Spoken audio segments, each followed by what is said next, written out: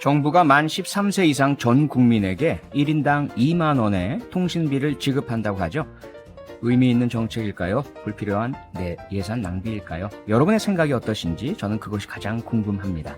안녕하세요. 표창원의 뉴스 하이킥. 저는 표창원입니다.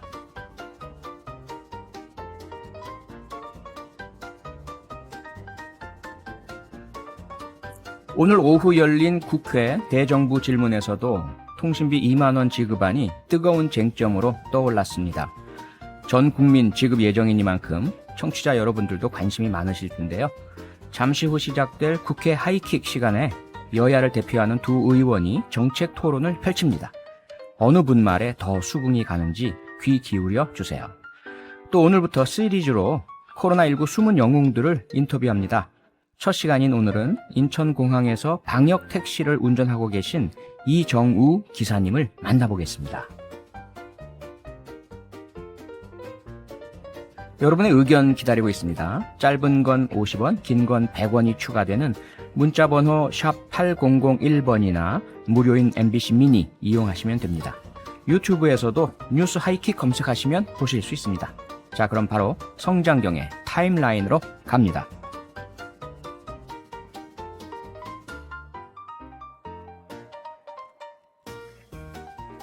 성장경의 시간은 거꾸로 흐른다.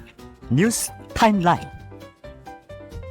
뉴스의 시간을 거슬러 올라가는 남자, MBC 보도국의 보배 성장경 기자입니다. 어서 오세요. 안녕하십니까? 네, MBC 보배 이야기 듣고 싶다 이런 문자들이 많이 들어옵니다.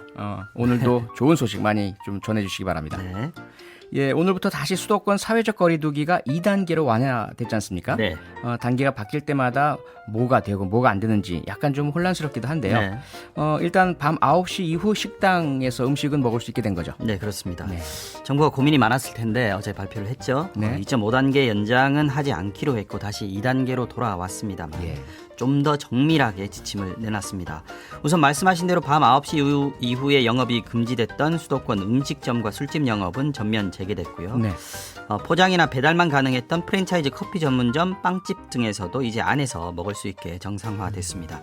대신 테이블 간 2m 간격 유지를 의무화하고 가능하면 테이블 내에서도 칸막이를 설치하고 네. 그릇은 개인별로 제공하라라고 권고했습니다. 네. 프랜차이즈 카페에서도 테이블에 앉아서 음료를 마실 수는 있는데 한 테이블 안에서도 한 좌석씩 뛰어앉거나 테이블 간 뛰어앉기로 인원을 제한하기로 했습니다. 중소형 학원과 헬스장, 탁구장 같은 실내 체육시설 다시 문을 열 수 있게 됐고요. 네. 특히 고위험 시설로 여겨졌던 PC방도 미성년자 출입 금지 이걸 조건으로 영업을 할 수 있게 됐습니다. 네. 오는 16일 모레 내년도 수능 모의평가가 있는데요. 예. 고3생들은 학교에서 치면 되는데 네네. 온라인 수업 안 하니까요. 예외니까요. 대형 학원이나 기숙학원들은 여전히 집합 금지 명령 대상이지 않습니까? 네, 그러게요. 예, 방역 당국이 방역 조건을 철저히 지키는 조건으로 이번에 한해서 기숙학원 등 일부 학원들에게 예외를 허용한다라고 밝혔습니다. 아. 수능 모의평가 칠 수 있게 된 거죠. 네. 하지만 클럽과 유흥주점, 방문 판매업 등 기존의 고위험 시설로 분류됐던 곳은 집합 금지 명령 그대로 유지가 됩니다. 네. 그리고 고3을 제외한 유치원, 초, 중, 고교의 원격 수업도 일단 오는 20일까지 계속됩니다. 네.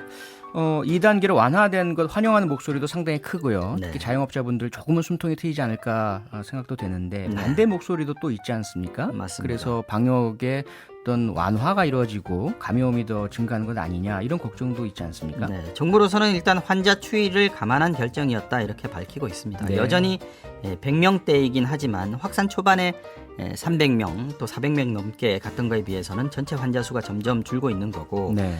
특히 국내 발생 환자 수가 100명 밑으로 떨어졌거든요. 어제 99명, 오늘 98명 기록했고요. 네. 거리두기 조치의 핵심인 수도권의 경우에는 60명대로 지금 떨어진 상태입니다. 조건은 성숙했다 이렇게 볼 수 있네요. 뭐 숫자로만 조건을 보는 건 아니긴 합니다만 네. 일단은 떨어지는 게 확연히 보인다. 이게 지금 정부의 판단입니다. 네네. 수도권 내 휴대전화 이동량도 보니까 그 전보다 15% 정도 줄어들었다. 그래서 2.5단계 시행하고 나서는 그 효과는 충분히 지금 나타나고 있다. 이렇게 보는 겁니다. 아하. 다만 방역당국은 확산세는 누그러졌지만 확산의 우려는 여전하다라고 밝혔습니다. 네. 오늘 윤태호 중수본 방역총괄반장이 브리핑을 했는데요. 다시 2단계로 내렸다 해도 지금까지 해온 노력을 이제 그만해도 된다라는 의미는 결코 아니다. 다시 우리에게 새로운 과제가 주어진 것으로 이해해달라 이렇게 국민적 협조를 요청했습니다. 네. 이번 2단계 완화 조치 시한이 일단 2주, 오는 27일까지입니다. 네. 그런데 그 다음 날인 28일부터 추석 연휴가 시작되지 않습니까? 그렇죠. 대이동이 시작되고 또 가족 친지들 한 자리에 모여서 음식 먹고 또 어떤 분들은 여행지에 가게 되는데 그래서 여기서 또 사람들이 모이고 하다 보면 또 언제 또 크게 확산이 될 수 있는 만큼 정부는 이 28일부터 2주간을 특별 방역 기간으로 설정해서 다시 좀 더 강화된 조치를 적용할 계획입니다. 네. 오늘부터 2주 동안 추세가 어떻게 나오는지에 따라서 추석 특별 방역의 어떤 수위가 결정되지 않겠습니까? 그래서 네. 이번 2주가 또 중요하게 되겠죠. 네, 그동안 항체 검사하자 이런 이야기들이 많았었는데요. 우리 국민들 중에서 코로나19 항체를 가진 사람이 얼마나 되는지 방역당국이 조사를 해봤더니 네. 샘플이죠. 네. 그 1,400여 명 중에서 단 한 명만 항체가 확인됐다고요? 맞습니다. 이거 네. 의미를 어떻게 우리가 해석을 해야 되죠? 네, 방역당국이 항체가 검사, 이게 항체 보유 비율을 보는 건데요. 네. 이걸 했고 그 결과가 나온 건데 국민건강영양조사에 참여한 1,440명을 대상으로 검체를 수집했고 이 검체를 분석한 결과입니다. 예. 이 중에서 단 한 명에게서만 코로나19 항체가 나온 걸로 조사가 됐습니다. 네. 이 항체가 검사라는 것은요. 코로나19에 감염된 뒤에 체내에 항체가 형성됐는지 안 됐는지 이걸 확인하는 검사인데 일반적으로 바이러스성 감염병에 걸린 뒤에는 몸속에 항체가 형성되기 때문에 네. 이 검사를 해보면 자신이 코로나19에 걸렸는지 모르고 지나간 사람, 즉 어허. 숨은 감염자가 얼마나 되는지를 파악할 수 있게 되고 이걸 전체로 확대를 시키면 우리나라 인구에서 전체 걸렸다가 나은 사람 몇 명인지 이게 나오게 되는 건데 네네. 이게 이제 숫자가 좀 적은 탓도 있겠습니다만은 지금 나온 결과를 분석을 해보면요, 1,440명 중에서 1명, 이게 0.07%에 해당하거든요. 네. 이 정도밖에 안 나왔다는 거는 숨은 감염자가 그만큼 적다는 얘기가 되기도 하는데 예.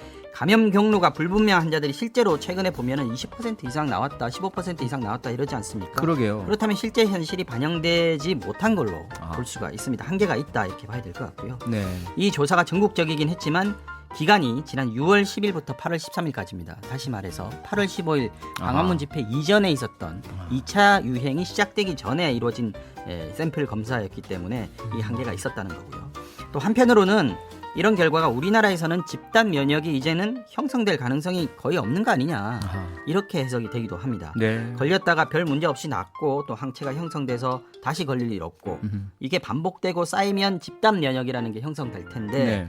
겨우 0.07%만 항체를 갖고 있는 걸로 나왔다는 거는 우리나라에서는 집단 면역 형성이 불가능에 가깝다 이런 뜻이 되겠죠. 네. 사실 지난 봄에도 4월부터 6월 중순 사이에 3,000명 규모로 검사를 한 적이 있었는데 이때도 한 명에게서만 항체가 나왔었습니다. 네. 결국 이제 이 얘기는 뭐냐면 치료제나 백신이 나오기 전까지는 별 방법 없다. 방역 수칙 잘 지키는 것밖에 없다. 유행을 우리가 스스로 억제시키는 수밖에 없다. 이런 결론이라고 봐야겠습니다. 일단 뭐 샘플 수가 작긴 하지만 이제까지 우리가 했던 철저하게 접촉자 중심으로 해서 검사하고 방역했던 K-방역이 옳았다 이렇게 볼 수도 있네요. 그렇게 해석을 할 수도 있는데요. 네. 근데 아까 말씀드린 대로 숨은 감염자 아하. 비율을 조사를 해보면 여전히 많이 나오고 있는 상황이기 때문에 예. 항체가 검사만 가지고 그 정도 판단을 하기는 아직 좀 이른 거 아직은. 아닌가 하는 네. 분석들이 나옵니다. 그다음에 우리 국민들을 공분시켰던 사건이죠. 네. 을왕리 해수욕장 인근 음주운전 사망 사고. 네. 오늘 그 운전자에 대한 구속영장 실질 심사했지 않습니까? 네. 결과 나왔습니까? 아직 안 나왔습니다. 오후 2시 반에 시작했거든요. 예. 인천지방법원에서 영장심사 시작을 해서 신문을 받았는데 네. 아마 지금은 판사가 검토를 하고 있는 단계가 아닌가 음. 하는 생각이 듭니다. 구속 여부는 밤늦게 나오지 않을까 싶고요. 네. 음주 사망 사고를 가중처벌하는 윤창호법을 적용을 했지 않습니까? 예. 근데 사실관계가 비교적 명확하고 또 구속 수사를 기본으로 하는 윤창호법 사건이기 때문에 네. 구속영장이 아마도 나오지 않을까 생각이 됩니다. 예. 사고를 낸 음주운전자 33살 A씨가 오늘 오후 1시 반쯤에 경찰서 유치장에서 나와서 법원으로 이동을 했습니다. 이때 이제 처음으로 언론에 모습을 드러냈는데요. 네. 지난 9일 새벽 인천 을왕리 해수욕장 인근 도로에서 음주운전을 하다가 치킨 배달을 하던 50대 가장을 치어서 숨지게 한 혐의를 받고 있습니다. 네. A씨 나올 때 보니까 검정색 패딩에다가 모자를 푹 눌러쓰고 나왔는데 왜 술을 마시고 운전했냐? 왜 곧바로 구호 조치를 하지 않았냐? 이 취재인들의 질문이 쏟아졌는데 아무 대답 없이 호송용 차량에 올라탔습니다. 네. 조금 전에 성장경 기자가 사실관계가 비교적 명확하다라고 네. 말씀해 주셨는데 일부 네. 보도에서는 네. 운전자가 바꿔치기 된 거 아니냐 이런 의혹이 제기됐잖아요. 네. 그리고 동승한 남자 네. 그 사람도 역시 음주운전 방조 아니냐 네. 어떻게 돼가고 있습니까? 일단 경찰은 동승자인 40대 남성에 대해서 음주운전 방조 혐의로 입건을 했습니다. 아, 네. A씨와 함께 술을 마신 게 분명하고 네. 또 술에 많이 취한 상태였다는 걸 알고도 A씨한테 운전대를 잡게 했다라는 거는 분명해 보입니다. 네. 운전자 바꿔치기 의혹 아까 말씀하신 대로 일부 매체에서 제기를 하고 있는데요. 예. 이 사고를 낸 벤츠 차량이 동승자가 운영하는 회사의 법인 차량이다. 그러게요. 라는 점 때문이고요. 네. 실제 운전자는 이 남성이고 A씨에게 네가 운전했다고 하라라고 강요한 게 아니냐 이런 의혹이었는데 네. 결론만 말씀드리면 운전자 바꿔치기는 없었다는 게 저희 MBC 기자의 취재 결과입니다. 아, 증거가 있나요? 네, 오늘 뉴스데스크에서 자세하게 좀 속보를 전해드리겠습니다만 예. 사고 직전에 숙박업소에서 두 사람이 나와서 차를 타는 장면이 찍힌 CCTV를 입수했습니다. 아. 여기에 실제 운전자가 누구였는지 나오고요. 네. 이들이 출발한 지 1분도 채 안 돼서 사고가 일어났습니다. 아. 이 밖에 사고를 앞두고 을왕리 해수욕장 주변에서 어떤 일이 있었는지 또 피해자는 그 시간에 치킨을 왜 배달하게 하러 가게 된 건지 등의 배경도 새로 취재가 됐으니까 네, 한번 지켜보시면 좋을 것 같습니다. 네, 뉴스데스크 좀 보도를 봐야 되겠네요. 네. 그다음에 우리 의대생들 네. 국가고시를 거부하고 동맹 휴학을 그동안 해왔지 않습니까? 맞습니다. 그런데 그러한 단체 행동을 중단하기로 했다. 이런 보도가 있네요. 네, 의과대와 의학전문대학원 학생협회 의대협이라고 하는데요. 여기서 예. 오늘 성명을 냈습니다. 모든 단체 행동을 공식적으로 중단한다라고 밝혔습니다. 네. 협회는 성명에서 보건의료정책 상설감시기구의 발족으로 목표를 달성했기 때문이라고 했고 의정 협상의 과정은 유감이지만 우리의 실망보다 더 나은 의료와 국민 건강이 우선이라 판단했다 이렇게 말했습니다. 하지만 네. 의사협회와 전공의들도 다 단체 행동을 먼저 접은 상태였기 때문에 고립돼 있었던 상황에서 더 이상 버티지 못하고 복귀의 명분을 찾은 것 아니냐 이런 분석이 나오고 있습니다. 네. 의사협회 반응도 나왔는데 학생들 결정을 전적으로 신뢰하고 존중한다. 정부 여당은 합의문을 성실히 이행하라라는 입장을 냈습니다. 근데 단체 행동을 중단한다. 관건은 과연 의사 국가고시를 다시 실시하든지 이들이 볼 수 있느냐 네. 일 텐데요. 네. 일단 현재 이미 국가고시는 시행 중 아닙니까? 맞습니다. 그래서 시험을 다시 보는 건 좀 어려울 것 같습니다. 보건복지부는 아직 의대생들이 국가시험에 응시하겠다는 의견을 보내온 바가 없다고 했습니다. 네. 당사자들이 자유의지로 시험을 거부하는 상황에서 추가 시험을 검토할 필요성도 떨어진다고 했습니다. 실제 의대협 성명 오늘 냈지만 명확하게 국시에 재응시하겠다 이런 입장을 밝히진 않았는데 네. 정부는 만약에 의대생들이 시험을 치겠다는 의사를 밝히더라도 국민 동의가 없다면 다시 시험 볼 기회를 주기 어렵다는 입장도 유지했습니다. 네. 전에도 언급한 대로 국가시험은 수많은 직종 또 자격을 준비하는 사람들이 치르고 있기 때문에 의사 국가시험만 추가 기회를 준다면 다른 이들에 대한 형평성과 공정성에 위배되는 측면이 있다. 이게 지금 정부의 입장입니다. 그러게요. 스스로 응시를 철회하고 나서 이미 시작된 시험에 재응시 기회를 주는 건 전례도 없고 또 여론도 부정적입니다. 이재명 경기지사 같은 경우에도 이익을 지키는 투쟁 수단으로 포기해버린 권리와 기회를 또다시 요구하는 것은 부당한 특혜를 요구하는 것이다. 이렇게 반대 의사를 표시하기도 했습니다. 네, 오늘 소식은 여기까지 듣겠습니다. 네. MBC 보도국의 성장경 기자였습니다. 내일도 와주실 거죠? 네, 내일 뵙겠습니다. 네, 내일 뵙겠습니다. 고맙습니다. 여러분은 지금 표창원의 뉴스 하이킥과 함께하고 계십니다. 이어지는 코너도 기대해주세요.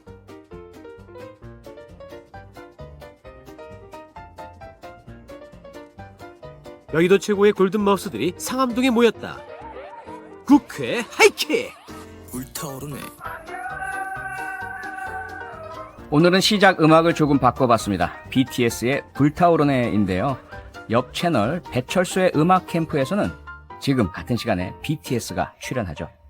저희도 물론 BTS 부럽지 않습니다. 국회의 BTS 더불어민주당 설훈, 국민의힘 김기현 의원님입니다. 어서 오세요. 네, 반갑습니다. BTS 서울입니다. 김기현입니다.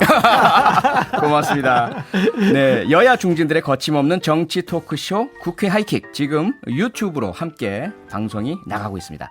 저희 모습을 보시고 싶은 분들은요. 지금 바로 표창원의 뉴스 하이킥 또는 표창원을 검색해서 유튜브에서 들어오시면 되겠습니다.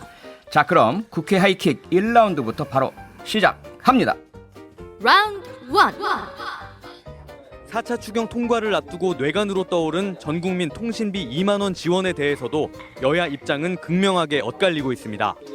민주당은 2차 재난지원금의 신속한 지원을 위해 금요일인 18일엔 추경을 통과해야 한다는 입장입니다. 청와대 역시 통신비 지급은 무의미하거나 하나마나한 지원이 아니고 가장 빠르고 효과적인 전달 방법이라고 강조했습니다. 반면 국민의힘은 전형적인 무차별 선심성 예산이라고 보고 있어 국회 통과를 앞두고 난항이 예상됩니다. 김남경. 네, 저희 청취자분들도 통신비 2만 원 지급 정책에 대해서 다양한 의견 보내주셨는데요. 먼저 잠깐 소개하고 두 분 토론으로 들어가 보겠습니다. 두 분 의원님도 하나씩 소개해 주시면 감사할 것 같은데요. 7040님, 코로나로 걱정이 많은 국민에게 통신비보다는 전 국민 독감 백신을 실시해주면 좋겠어요. 김남경 님의 문자는 김기현 의원님 소개해 주시겠습니까? 예, 우리 김남경님께서 저 같은 서민에게는 통신비 2만 원도 너무 감사합니다. 이렇게 글 올리셨네요. 네, 진혜정 님의 문자는 서른 의원님께서 저는 전 국민 작게라도 다 주는 게 맞고 그게 단 몇 개월이라도 경제를 돌아가게 하는 힘이라고 생각합니다. 진혜정님이 쓴 댓글입니다. 네, 2690님, 통신비 지원, 통신비 다 약정인데 해줘봐야 큰 의미 없다고 생각합니다. 통신사만 배부르게 하는 것이라고 생각합니다. 이런 문자 주셨고요. 소개되신 모든 분들에게는 편의점에서 바로 바꿔 드실 수 있는 바나나킥 보내드리겠습니다. 네, 정부가 4차 추경을 편성해서 국회에 제출했죠. 오늘부터 국회에서 심사에 들어갔는데요. 특히 만 13세 이상 전 국민 대상 통신비 지원이 가장 뜨거운 감자가 된 것 같습니다. 추경 효과가 있다 없다 논란이 많은데요. 한편으로는 반갑습니다. 왜냐하면요, 여야가 모처럼 정책으로 대결을 벌이는 모습이기 때문입니다.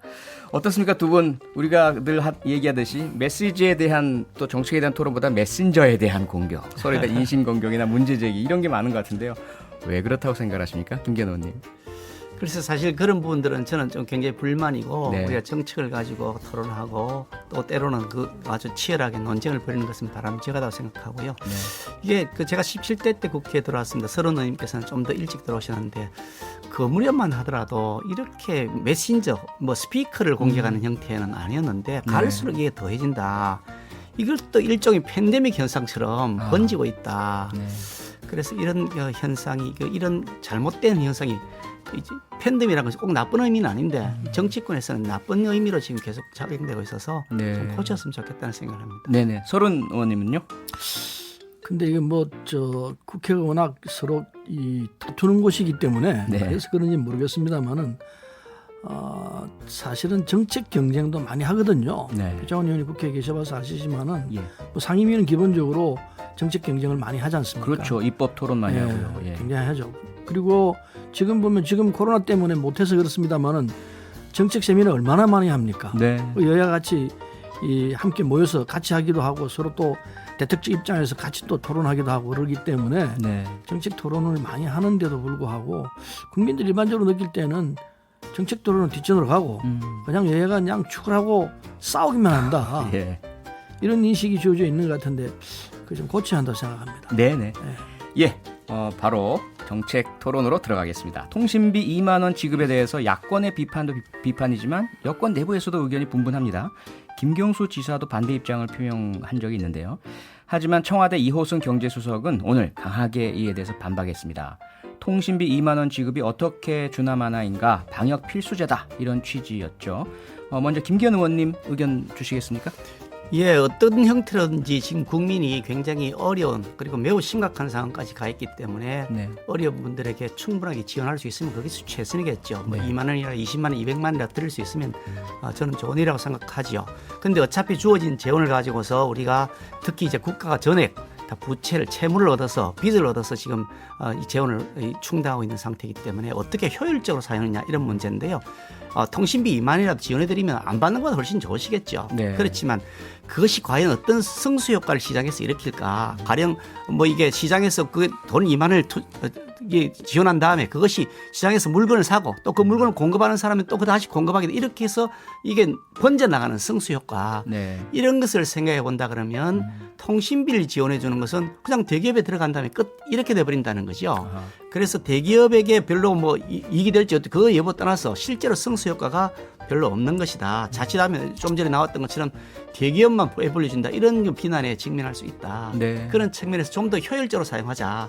특히 이제 이번에 그 코로나 때문에 생긴 그 4차 이 추경 이게 제 기억으로 한 60년 만에 처음 같은데요. 네. 이런 추경을 저희 야당에서 먼저 하자고 그랬습니다. 워낙 급한 상황이니까 우리가 야당이 사실 반대하는 쪽이 대부분인데 저희들이 먼저 하자고 그랬거든요. 네. 근데 이 그만큼 급한 상황에서 만약에 정말 그렇게 2만 원씩을 전 국민에게 사실상 지급한 형태가 된다면 그 돈으로 독감 예방 접종을 하는 것이 더 효율적이다. 네. 이 코로나 상황에서 그것이 훨씬 더 효율적이라는 거죠. 예를 든다면 이런 거죠. 독감하고 코로나하고 거의 증상이 비슷하니까 네.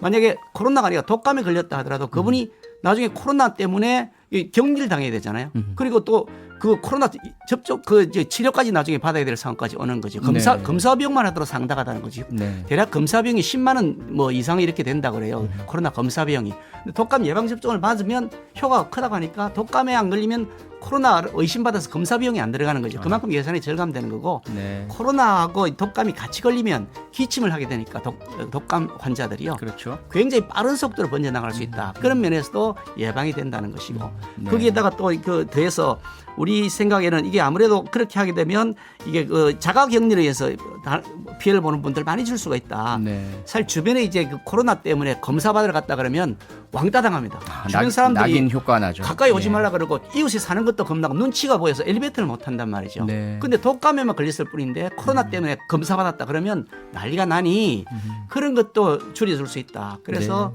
기왕에 쓴다 그러면 우리 국민들에게 독감 예방 접종을 하는 것이 훨씬 효율적이다. 그런 얘기죠. 네. 소론 의원님 반론 주십시오. 네, 뭐 좋은 의견 내셨네요.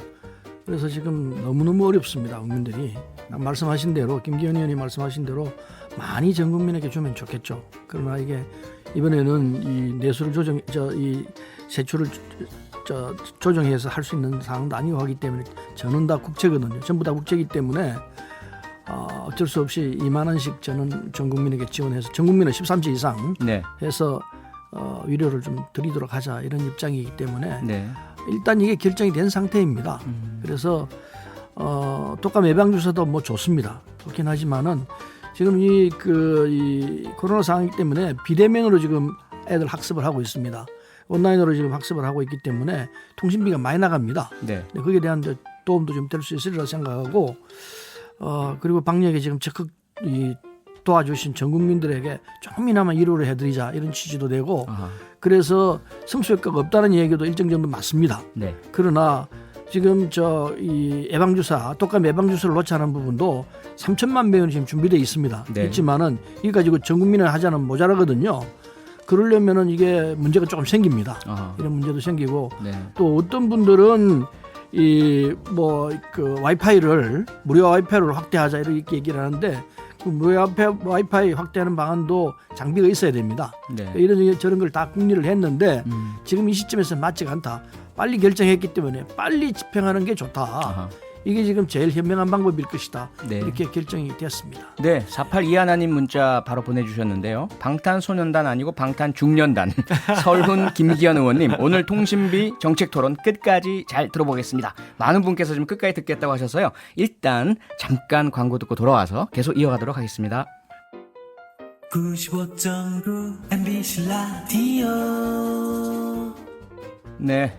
1년에 4번씩이나 추경을 편성한다는 거 전례를 찾아보기 어렵고요. 김기현 의원님께서 60여 년 만이다 하고 말씀을 주실 만큼 경제 상황이 대단히 심각하다는 데는 모두가 동의하고 있는 것 같습니다. 그래서 정부와 민주당은 9월 18일, 즉 이번 주 금요일까지 처리를 해서 빨리 지급할 수 있도록 하자라는 그런 의견이신 것 같은데요. 소론 의원님, 그런데 문제가 이 예산은 당연히 각 상임위 예결소위 전체 회의 또 예결 특위 본회의까지 첩첩산중 아니겠습니까? 금요일까지 가능하겠습니까? 오늘 정세균 총리가 네. 4차 추경이라는 시정연설을 했죠. 네. 그리고 지금 본회의를 하고 있는데 내일까지 아마 상임위 심의를 예비 심사를 할 겁니다. 네. 하고 그렇게 오래 걸릴 것 같지 않아요. 아. 거의 규모가 적기 때문에 네. 끝날 것 같고 그리고 16일 예결특위에서 정책 집의를 하게 될 겁니다. 네. 그리고 하루 다닙니다. 17일에는 예결 소위에서 정밀 심사를 이제 하게 되고 네. 계속 조정을 하게 되죠. 하고 18일 날 이제 본회의장에서 통과를 하면 되는데 네. 이건 그렇게 어려운 문제는 아니에요. 아. 여야가 지금 같은 입장이기 때문에 네. 신속하게 지급하는 게 필요하다. 이게 18일 정도 통과가 돼야 네. 그래야 이제 행정 절차를 거쳐가지고 추석 전에 지급이 되거든요. 네. 그 시간이 그렇게 빡빡한 상황이기 때문에 국회 일정을 이렇게 잡으면은 18일까지 할 수 있습니다. 네. 야당이 또 어떤 자세를 취하느냐에 따라 가지고 네. 상황은 달라질 수 있는데 아마 야당이 적극적인 자세로 지금 이 사적 추경을 임하고 있기 때문에 네. 큰 무리 없이 되지 않겠나 생각을 합니다. 네, 소론 의원님께서는 야당의 협조로 큰 무리 없이 될 거다라고 말씀을 주셨는데요. 김기현 의원님, 과연 18일까지 여야 간에 합의 협조 하에서 잘 심사가 이루어지고 본회의 통과돼서 추석 전 지급이 가능하겠습니까? 어떤 입장이십니까? 그 정부가 예산을 제출하고 나면 네. 그때부터는 국회의 시간입니다. 정부의 그렇죠. 시간이 아니고요. 그렇죠. 조금 전에 우리 서른 의원님께서 뭐 결정이 다 되었다 이 말씀을 결정은 이제 정부하고 여당이 결정한 것이고 네. 야당이 그에 대해서 동의해서 국회에서 토론 절차를 거쳐야 되기 때문에 결정되었다는 데서 그렇게 표현하시면 그럼 국회는 뭐냐라고 하는 그런 그 의문에 부딪힐 아니, 거란 말씀을 드리고요. 여당 내에서 결정했다. 예. 그렇게 저는 이해했습니다. 그렇게 해서 설명을 좀 드리고요. 네. 그리고 저희들이 지금 주장하는 이 그 독감 예방 접종을 할 경우에 접종률을 얼마나 보느냐에 따라 달라집니다만 2천에서 한 3,500억 정도 돈이 네. 더 들어갈 것이다. 지금 예산해 놓은 그 독감 예방 접종보다 예. 그렇게 들어가면 남는 돈이 한 그 저기 많기는 뭐 한 7천억 정도 네. 이렇게 남는데 이 돈을 가지고 지금 가령 택시 같은 경우도 개인 택시는 지원 대상이 되는데 법인 택시 법인은 안 운전하시는 분은 지원이 안 된다는 거죠. 네. 사실 더 어렵기는 법인 택시 운전하시는 분들이 더 힘들 것 같거든요. 자기 뭐 산학금하고 사실은 그것도 산학금 내고 나면 자기 사업이나 마찬가지 형태의 급여를 받는데 네. 이런 분들에 대한 사각지대 지원을 더 강화하는 것이 맞다. 정말 어려운 분들이 빠지지 않도록 하는 것이 더 바람직하다. 네. 그것이 오히려 성수 효과를 더 높인다. 그런 말씀을 드리는데 그런 부분들에 대한 조율은 여야가 얼마든지 할 수 있다고 생각하고요. 예. 저희들은 하루라도 빨리 처리하려는 생각입니다. 이게 국회의 시간이지만 네. 이거는 야당도 그 권한을 포기하면서 빨리 처리하겠다. 기본적으로 입장을 그렇게 가지고 있습니다. 네, 추석 전 지급이라는 공통의 목표는 여야가 같은 것 같고요. 그래서 18일까지 국회 본회의 통과라는 목표는 같은 것 같은데 아마 내용에 있어서 지금 말씀 주신 걸 보면 통신비 2만 원 대신에 독감 무료 접종과 그 남는 돈으로 법인 택시 등 다른 분야에 대한 지급 지원 확대. 이것이 이제 국민의힘의 요청이신 것 같고요. 내용에 대한 여야 간의 합의만 이루어지시면 가능하지 않을까라는 그런 정리를 해보도록 하겠습니다. 네, 법인 택시에 대한 지적은 좀 옳은 지적이네요. 네. 그럼 뭐 여야 간에 서로 상의해서 그렇죠. 조정하면 될 것 같습니다. 그러게요. 타협의 여지가 상당히 커 보입니다. 7010님께서요. 두 분 의원님, 진행자님, 김종인 비대위원장의 국민 돈맛 발언에 대해 의견 부탁합니다. 이렇게 지금 문자를 보내주셨는데요. 김종인 비대위원장께서 하신 말씀 인용을 해보면요. 국민은 한번 정부의 돈에 맞들이면 거기서 떨어져 나가려 하질 않는다. 이러한 이제 말씀이 있으셨고 여기에 대해서 같은 국민의힘의 장제원 의원도 아무리 이해하려고 해도 너무나 충격적이다. 국민이 기생충이냐 이런 비판도 하셨는데요. 어떻게 보십니까 이런 발언? 손훈 의원님부터? 근데 저도 충격을 받았습니다. 네. 이게 국민의힘이로 당명을 이제 바꿨는데 이 당명이 무식해집니다. 그리고 이 참 뭐라고 표현을 할까요? 이거 뭐 봉건 시대나 할 수 있는 얘기 아닌가? 왕이나 귀족 이런 사람들이 쓸 수 있는 이 말들이다 이런 생각이 들어요. 그래서 이거 뭐 이분이 술이 취해서 이 말씀하셨나? 이런 생각도 들 정도로 실현을 넘어서 지나친 말씀하셨다. 그러니까 이게 이제 앞뒤가 안 맞다 이런 생각이 듭니다. 네. 기본소득 하자고 주장하셨거든요. 그러셨죠? 예. 예, 기본소득은 게 기본적으로 국민들에게 모든 국민들에게 이 현금이나 현금성 자산을 정기적으로 지급하자 이거 아닙니까? 네. 모두는 아니고 선별적으로 필요한 부분에 네. 거의 모든 부분이죠. 그런데 그렇게 말씀하신 분이 국민이 돈만 때문에 어떻게 된다고 이렇게 얘기하시면은 이게 앞뒤가 맞냐? 네. 그게 진정이냐? 국민 이 기본소득 주자는 게 이 진정이냐? 그냥 입에 발린 얘기 아니냐? 이런 생각을 떨칠 수가 없어요. 네. 그리고 이 말씀 끝나고 난 뒤에 무슨 사과를 했다든지 그게 내가 뭐 취중 농담했다든지 이런 얘기도 없고 그냥 지금 진담처럼 이제 흐르고 있는데 이건 정말 심각한 사안이라 생각합니다. 다행히 장제원 의원이 같은 당에서 비판을 했습니다마는 비판으로 끝날 문제가 아니고 말씀하신 이 김종인 위원장이 이 부분에 대해서 진중하게 국민 앞에 사과하고 그렇게 해야 한다고 생각합니다. 그 절차가 네. 없었어요. 네. 이해가 안 갑니다.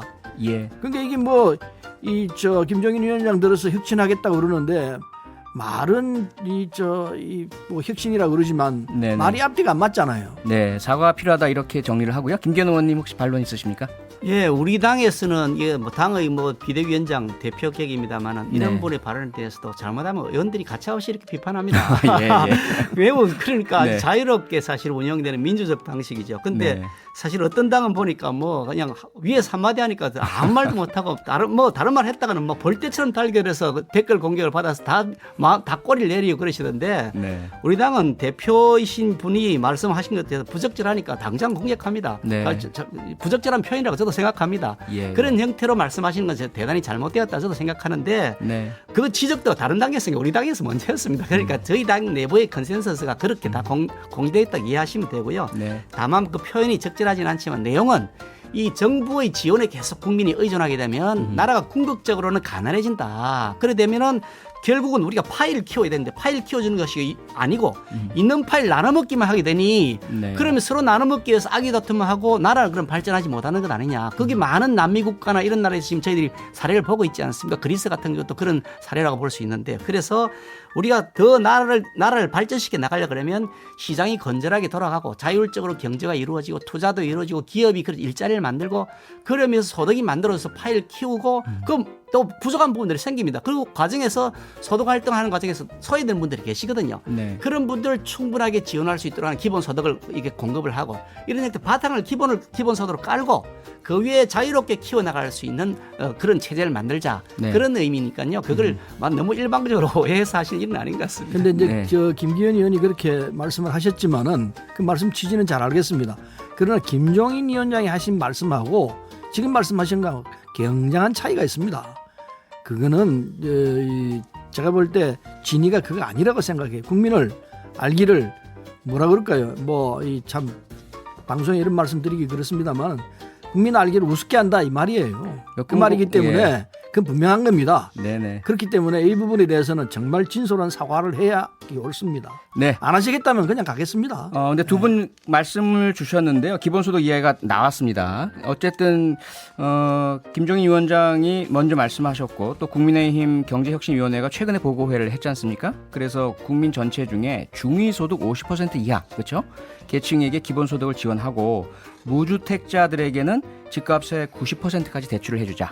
이러한 이제 입장을 말씀하셨죠. 서른 의원님께서는 이것이 그런 국민이 뭐 정부 돈에 맞들이면 뭐 이러한 비하적 표현과 앞뒤가 맞지 않는다. 그래서 표현만이 문제가 아니라 의도에도 그 어떤 전혀 다른 진위가 의심되는 발언이다. 이렇게 말씀 주셨는데 어떻습니까? 국민의힘이 이런 기본소득과 무주택자 대출한도 확대 정책으로 공약으로 받아들이시는 겁니까?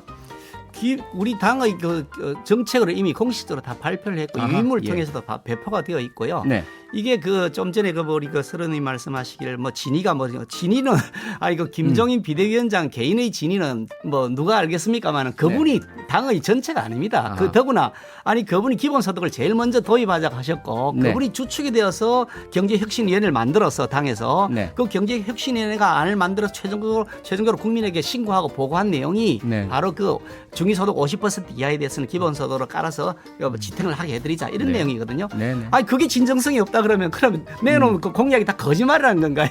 그러니까 그런 바탕에 사는데 문제는 이게 무주택자들 부분인데요. 네. 아무리 열심히 벌어봐야 집값이 지금처럼 올라가면 도저히 집을 살 방법이 없습니다. 지금 네. 벌써 서울 같은 경우에 이 평균 가액이 뭐 9억을 넘어선다고 그러잖아요. 네. 봉급받는 사람이 무슨 재주로 모아가지고 9억짜리 집을 그것도 평균 가격이라 그러는데 사느냐 이거죠. 근데 이게 계속 끝없이 올라갑니다. 그러니 어떻게 할 거냐. 그래서 연끌이라는 얘기가 나오고 지금 이제 연끌해서도 안 되니 네. 그 연끌해서 이제 주식으로 가자 이런 얘기까지 지금 시중에 나오지 않습니까? 이런 형태는 매우 바람직하지 않으니 네. 그래서 무주택자에 한해서는 LTV라 그래서 가격 대비 론을 대출해주는 비율입니다. 그러니까 10억짜리 같으면은 한 9억 대출을 해주자. 네. 그 대신에 기본 그 소득이 있다는 그런 것만 검증이 된다면 최대 90%까지 해주자. 아하. 그렇게 되면 집값이 올라간다 하더라도 무주택자들이 버틸 수 있지 않느냐. 그런 그 계산을 가지고 저희들이 지금 내놓은 건데요. 네네. 지금 정부가 하고 있는 것은 서울을 기준으로 해보면 그 LTV가 9억 이하짜리는 40% 된단 말이에요. 9억 이하짜리를 사려 네, 그러면 의원님 죄송하지만 시간 관계상 일단 여기까지 알겠습니다. 듣고요. 예, 서른 의원님 알겠습니다. 반론 부탁드리겠습니다. 네. 뭐 기본소득도 하자, 그리고 LTV 낮춰서 어떻게 하자, 이 말씀 뭐 좋은 의견이라고 생각합니다. 네. 정책 토론을 해봐야 되는데, 근데 지금 확정됐다고 그러시는데 확정된 거 아닌 걸 알고 있는데 확정했습니까? 확정해서 다 발표했습니다. 예, 공식적으로 고맙습니다. 문서를 통해서 다 예, 발표했습니다. 근데 나왔다고 그러는데 지금까지 이 국민의힘, 그전에는 미통당, 그다음에 자유한국당 이 과정에서 나온 정책이 집행이 된 것도 있지만은 안 된 게 허다히 많습니다. 그래서 이 경우 일테면은 90%까지 대출을 해주자. 이 부분 아까 말씀하셨듯이 서울 경우에 9억 원 평균이라 그러는데 90%면 8억쯤 될 터인데 네. 8억을 대출을 다 해준다 그러면은 그 재원을 어떻게 마련할 겁니까? 이거는 금방 계산해봐도 안 되는 이야기입니다. 몇백조 될 겁니다. 몇백조 되는데 그걸 어떻게 한다는 이야기입니까? 이거야말로 이게 말이 안 되는 정책이라고 저는 생각하기 때문에 이런 정책은 금방 드러나는 정책이죠. 문제가 있습니다. 이런 정책은 정책이라 말하기가 쉽지가 않죠. 어떻게 이런 걸 내놓습니까? 90% 대출해주면 지금 9억에서 8억인데 8억씩 대출해가지고 뭐 어떻게 감당하겠다는 겁니까? 몇백조 될 텐데. 네, 우선 좋습니다. 그래도 네. 정책 대결을 하자는 입장에서는 참 좋은 방법이라고 생각합니다. 얼마든지 이런 부분에 대해서는 네. 수치를 가지고 다툴 수 있으면은 얘기하십시다. 네네. 저는 김기현 의원에 대해서 고맙게 생각하는데 내가 몰랐던 부분 정책이 확정됐다 그러니까요. 확정된 건 책임지고 이제 진행해야 될 겁니다. 저희들한테 네네. 집권해서 권한을 주시면 네. 예. 야당은 권한을 안 주시잖아요. 야당이 아무리 얘기도 안 들어주시니까 진정서를 알려면 권한을 드려야 되는 그런 전제 조건이 있군요. 다 권한 주신 줄은 네. 이야기. 1라운드는 여기까지 마무리하고요. 두 번째 하이킥 대결로 들어갑니다. 라운드 2. 더불어민주당 이낙연 대표가 추미애 장관 아들 관련 의혹에 대해 처음 입장을 밝혔습니다. 결과를 기다리는 것이 옳다고 생각합니다. 그러나 야당이 정치 공세를 계속한다면 우리는 사실로 대응하고 차단할 것입니다.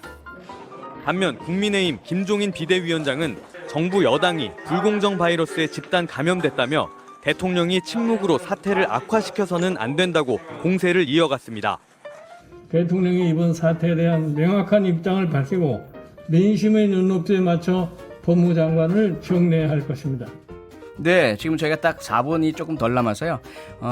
두 분께 1분 30초라는 그 제한 시간을 드리고 질문을 드리도록 하겠습니다. 우선은 이제 추미애 장관 관련된 그 뉴스 보도 클립 우리가 들었는데요. 국회 오늘 대정부 질문에서도 상당히 뜨거웠던 주제였던 것 같습니다. 우선 오늘 국회에서 본회의장에서 있었던 이야기와 의원님들의 개인 의견까지 한번 여쭙도록 하겠는데요. 서른 의원님부터 추미애 장관과 관련된 그런 논란 한번 정리 좀 해주시죠. 네, 추미애 장관 부분에 대해서는 여러 의원들이 나와서 공방을 벌였습니다. 정리를 잘하기는 우리 당의 김종민 의원이 정리를 잘했습니다. 내용을 보면은 문제가 없다. 문제가 없는데 처음 이 소위 공익제보라는 형식으로 얘기를 한 사람이 이게 최소한 오해했거나 고의로 이게 사실을 비틀었다. 그렇게 시작된 것이 나중에 지금 다 밝혀졌는데 상황 그거이기 때문에 아무런 잘못이 없다. 추미애 이 장관이나 그 서일병 입장에서는 대단히 억울하기 짝이 없다. 근데 이게 정리된 의견이었습니다. 그런데 그걸 가지고 그럼에도 불구하고 야당 의원들은 뭐 이걸 걸고 저걸 걸고 다 그렇지만은 다 설명이 되는 이런 상황이었기 때문에 오늘 이 내용으로 보면은 저는 그렇게 생각합니다. 이 정말 이게 내용도 아무것도 없는 내용을 가지고 이런 식으로 싸워왔느냐.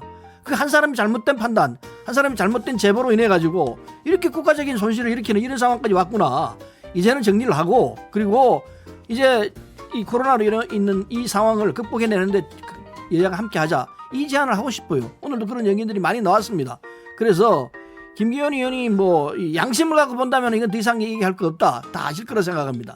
개별적으로 의원들하고 얘기를 해보면 인정을 해요. 인정을 하는데 싸움이 붙었기 때문에 이게 결판을 봐야 될 거 아니냐. 네, 시간이 다 돼서 여기까지 정리하고요. 김기현 의원님 반론 주십시오. 예, 정말 양심이 있다 그러면 빨리 물러나야 된다고 생각합니다. 제가 만나본 의원마다 전부 다 어떻게 이렇게 공직을 혼란에 빠뜨리느냐. 정말 그런 점에 대해서 책임이 크다고 다 인정하는데 우리 서른님 누굴 만나실지 모르겠습니다만은 저는 이 사태를 보면서 이 사태가 우리 당이 뭐 주도해 나가는 게 아니고요. 증인이 나와서 주도해 나갑니다.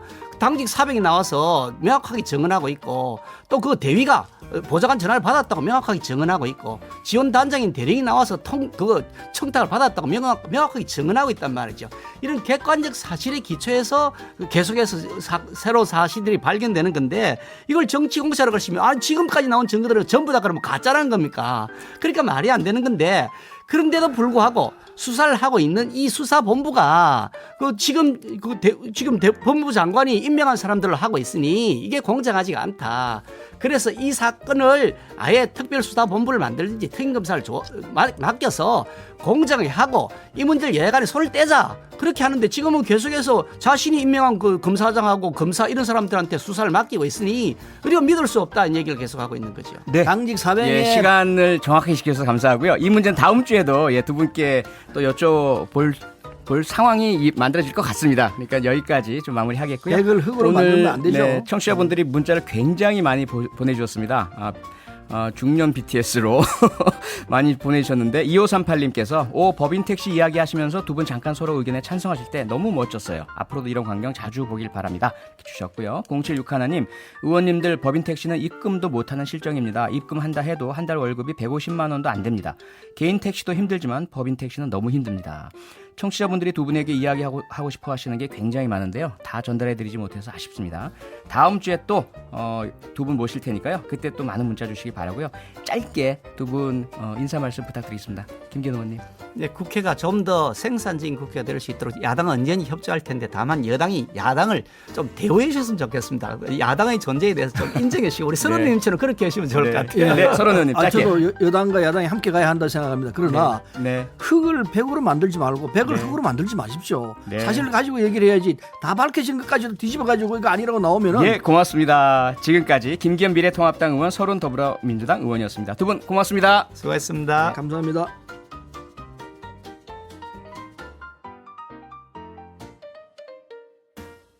광고 듣고 오셨습니다. 표창원의 뉴스 하이킥 함께하고 계시고요. 저는 7시 10분에 오늘의 표정으로 돌아오겠습니다. 잠시만 기다려주세요.